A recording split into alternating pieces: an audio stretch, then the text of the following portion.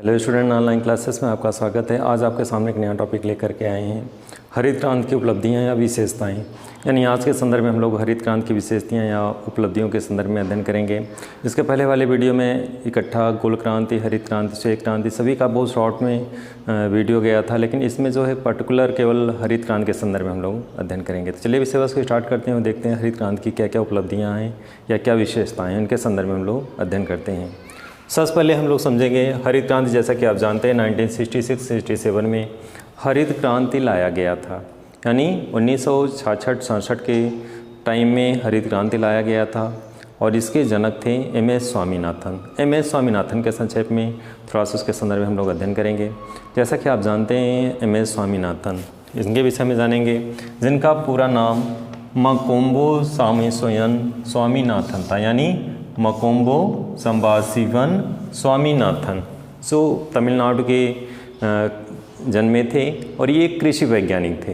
तो इनके विषय में थोड़ा सा संक्षेप में हम लोग समझेंगे। भारत के पहले ऐसे कृषि वैज्ञानिक थे जिन्होंने गेहूं के उन्नत किस्म के बीजों की पहचान की और 25 वर्षों में निरंतर लगातार इनकी टीम और ये वर्क करते रहे और देश को 25 वर्षों के अंतर्गत गेहूं को उत्पादन में इतना ज़्यादा वृद्धि कर दिए कि देश को आत्मनिर्भर बना दिया। यानी 25 वर्षों के कड़ी मेहनत के कारण, इनके प्रयासों के कारण देश आत्मनिर्भर बना केवल 25 वर्षों में। जो हम पहले विदेशों से गेहूं को आयात करते थे, वो आज भारत आत्मनिर्भर बना हुआ है। तो इन्हीं के प्रयासों से महत्वपूर्ण कार्य हुआ था ये हरित क्रांति। और इनके संदर्भ में एक महत्वपूर्ण बिंदु ये है, एम.एस. स्वामीनाथन पहले व्यक्ति थे जिन्होंने गेहूं की बेहतरीन किस्म की पहचान की। यानी भारत के पहले ऐसे व्यक्ति थे, ऐसे कृषि वैज्ञानिक थे जिन्होंने गेहूं की किस्म की बेहतरीन गेहूं की किस्म की पहचान की। उस बेहतरीन किस्म के नाम क्या था? मैक्सिकन गेहूं। यानी यहाँ पे एक महत्वपूर्ण बिंदु है, मैक्सिकन गेहूं एक गेहूं, उन्नत किस्म के गेहूं की एक विशेष किस्म थी जिसकी पहचान एम.एस. स्वामीनाथन ने किया था।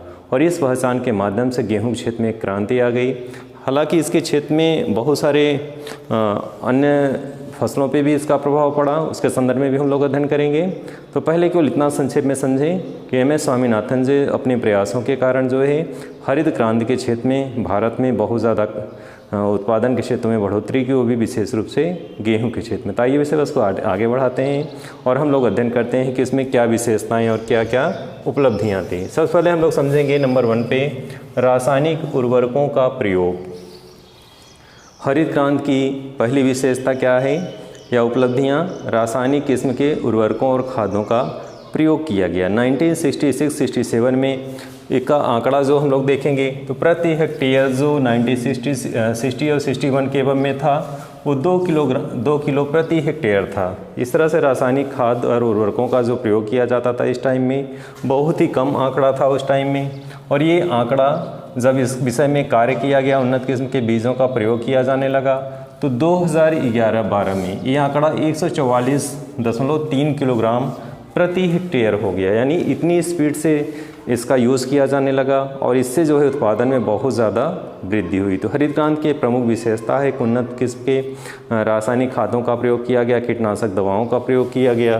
तो ये इसकी एक महत्वपूर्ण बिंदु था। इसी क्रम में उन्नत किस्म के बीजों का प्रयोग, जैसा कि आप जानते हैं हरित क्रांति के विशेषता में ये महत्वपूर्ण विशेषता है, उन्नत किस्म के बीजों का प्रयोग किया गया और जिससे जो है हरित क्रांति के क्षेत्र में बहुत ज़्यादा क्रांति आई, यानी उत्पादन में बहुत ज़्यादा वृद्धि हुई।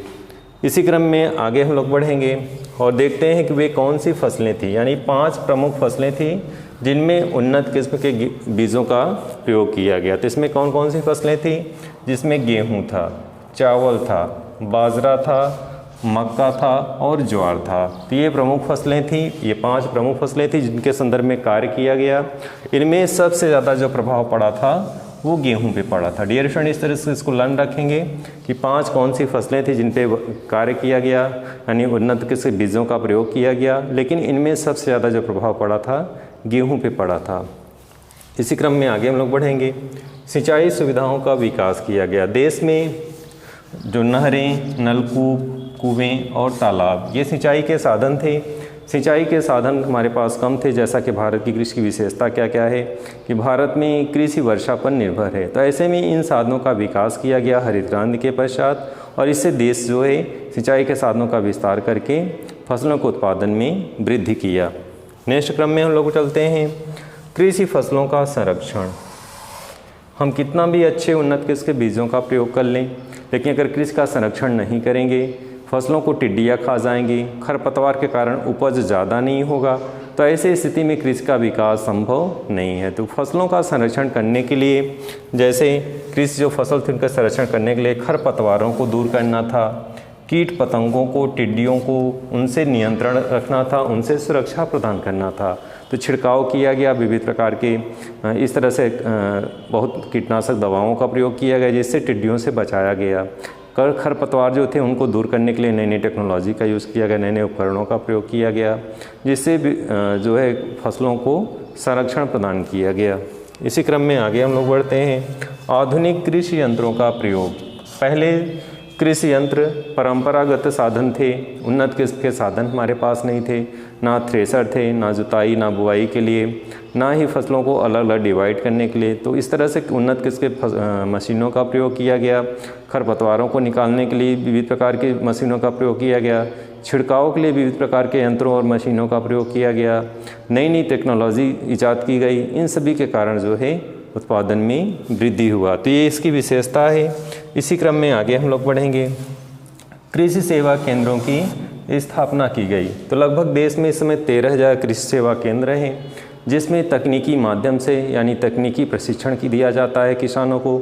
इन सेवा केंद्रों के माध्यम से किसानों को बहुत सारी चीज़ों की जानकारी प्रदान की जाती है, उन्हें जागरूक किया जाता है, कौन सी फसलों को बोएं, किस क्षेत्र में बोएं, कैसे बोएं, उनके कौन कौन से रोग हैं, उनके बचाव और सुरक्षा के संदर्भ में जानकारी दी जाती है। तो इस तरह से इसके माध्यम से बहुत सारा कार्य किया गया। नेक्स्ट इसी क्रम में हम लोग आगे बढ़ेंगे विविध निगमों की स्थापना की गई। ये इसकी विशेषता है हरित क्रांति की, जिसमें 1963 में, यहाँ पे एक महत्वपूर्ण बिंदु है, 1963 में राष्ट्रीय बीज निगम की स्थापना की गई। तो 1963 में राष्ट्रीय बीज निगम की स्थापना की गई। नेक्स्ट है मृदा का संरक्षण। इसमें विविध प्रकार के जो मृदा विशेषज्ञ होते हैं वो क्या करते हैं, मिट्टी का एक उसमें लेते हैं कि कौन सी मिट्टी की क्या कमी है, उसमें उर्वरता का मानक किस रूप में है, क्या मिट्टी उपजाऊ है या नहीं है, इसकी जांच करते हैं और किसानों को सलाह देते हैं कि उसी के अनुकूल इसमें खाद डालें, उसी के अनुकूल इसमें खेती करें। तो इस तरह से मृदा संरक्षण के माध्यम से भी खेतों को या मिट्टी को उपजाऊ बनाने का प्रयास किया गया। ये इसका एक महत्वपूर्ण बिंदु है, यानी इसका जो विशेषता के रूप में ये महत्वपूर्ण बिंदु है। डियर स्टूडेंट, इसी क्रम में आगे हम लोग बढ़ेंगे हरित क्रांति से प्रभावित होने वाले कौन कौन से क्षेत्र थे। ये भी एग्जाम में क्वेश्चन इस तरह से आता है कि हरित क्रांति से प्रभावित होने वाले कौन कौन से क्षेत्र हैं, या इससे डिफरेंट क्वेश्चन आता है हरित क्रांति से लाभान्वित होने वाले कौन कौन से क्षेत्र हैं। इनके संदर्भ में जैसे पंजाब है, हरियाणा है, उत्तर प्रदेश है, मध्य प्रदेश है, बिहार है, हिमाचल प्रदेश है, आंध्र प्रदेश है और तमिलनाडु है। तो ये क्षेत्र हैं जो हरित क्रांति से प्रभावित हुए या इससे लाभान्वित हुए। तो कभी कभी ये भी रूप पूछा जाता है कि हरित क्रांति की सीमाएं क्या क्या हैं।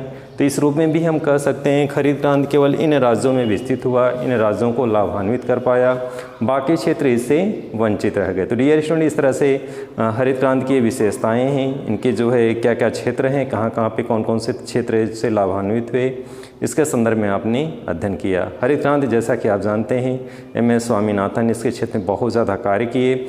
उनके इन्हीं कार्यों के कारण, उनके इन्हीं महान कार्यों के कारण 1967 यानी 1967 में पद्म श्री पुरस्कार उन्हें भारत सरकार के द्वारा प्रदान किया गया। 1972 में पद्म विभूषण पुरस्कार प्रदान किया गया और 1989 में उन्हें पद्म विभूषण से नवाजा गया। तो ये इनके विशिष्ट पुरस्कार केंद्र सरकार के द्वारा प्रदान किए गए इनके कार्यों और उपलब्धियों के कारण, यानी इन्होंने कृषि के क्षेत्र में एक क्रांति लाई। आज देश आत्मनिर्भर बना तो इन्हीं का योगदान था। गेहूं के क्षेत्र जो आज गेहूं बहुत ज़्यादा उत्पादित हो रहा है, इन्हीं का प्रयास था। उन्होंने उन्नत किस्म के बीजों का खोज किया। तो डियर स्टूडेंट, आज की वीडियो में बस इतना ही, यानी कृषि की उपलब्धियों और विशेषताओं के संदर्भ में आज आपने अध्ययन किया। अगले वीडियो में नए विषय वस्तु फिर से प्रस्तुत होंगे। तब तक के लिए धन्यवाद।